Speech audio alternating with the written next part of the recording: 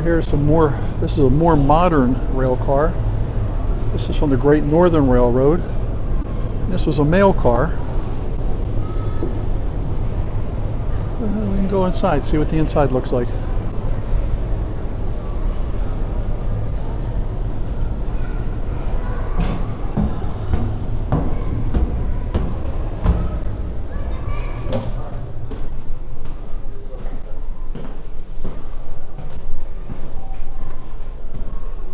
You see all the bags that they put the mail into after it was sorted.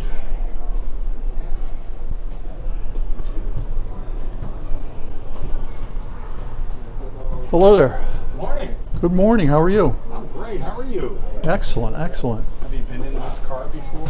No. Okay, Can you tell me a little bit? Do you mind if I video it? I don't care. That's fine. Thank you. So this car was built in 1950 and was used on the Great Northern Route, which ran from Chicago to Seattle. So in this car would be 10 postal workers picking up, sorting mail, and delivering mail by railroad station from Chicago to Seattle. There would be 10 of us in here at a time. 10, wow. And we'd work a 12-hour shift. Wow. For that 12-hour shift, we got a whopping 12-and-a-half-minute break. I'm convinced my father and grandfather and ones before worked a lot harder than I ever did. Definitely not a union job then, I guess. No, this was pre-ocean. So that door would be locked and that far door would be locked, and no one but us 10 postal workers would be in here. And here's how it worked. So we're moving along the rail, let's say starting in Chicago. As I said, we'd work a 12-hour shift. So 12 hours out of Chicago is somewhere around Fargo. So that first group of 10 would get off, and the next shift would get on, do their 12, and the first shift would pick the train coming back the next morning. So here's how they picked up the mail. Out in front of each station along the rail would be a pole just like that. And hung on the pole, as we're showing, would be a bag like this. Let me see if we can go out here. Yeah. Okay. So one of us 10, as we approached the station, would grab the catcher hook. So we're moving. We're not stopping unless we have to. Oh. And it would grab the bag off the pole, cinch in this pinch point, wrestle it out, dump it on an oak table that would be lined through here like this one, and we'd go to work sorting.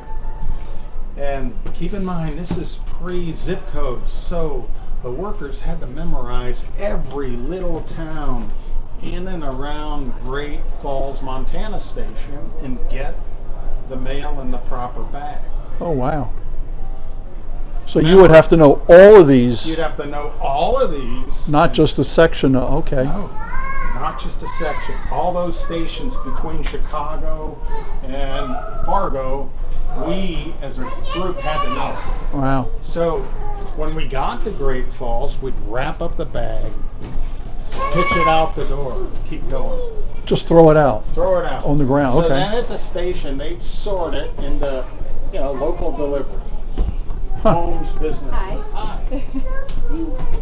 And these up here would be for irregulars, like papers, magazines, boxes. Okay. And when they got there, in the bag, out the door.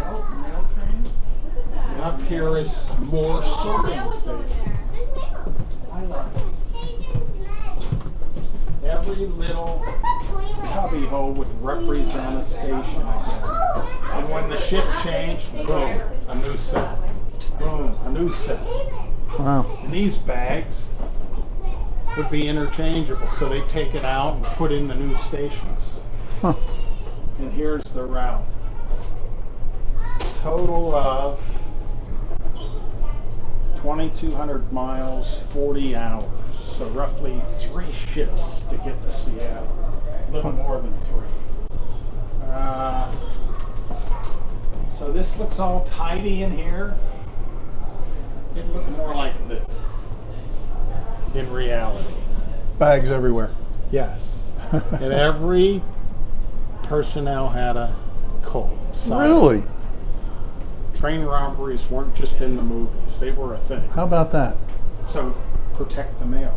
Think about what some of us mail. Money, Yeah. jewels. Yeah. Fascinating. All right. And here's their little kitchen. So right here, steam pot. So you turn this handle to get live steam from the locomotive. Heat up your soup, coffee, tea, whatever. Water. And there's the restaurant. And then you had 12 and a half minutes to get all that done. That's right. Don't think a newspaper in there. Newspaper. No time wasted. Interesting. So that's about it. Wow. That was great. Thank you so very much for all that information. Have a good day. Wow. That was very nice. I'm glad we came in here. We got a good education on how a mail car works. Didn't realize it worked 12-hour shifts.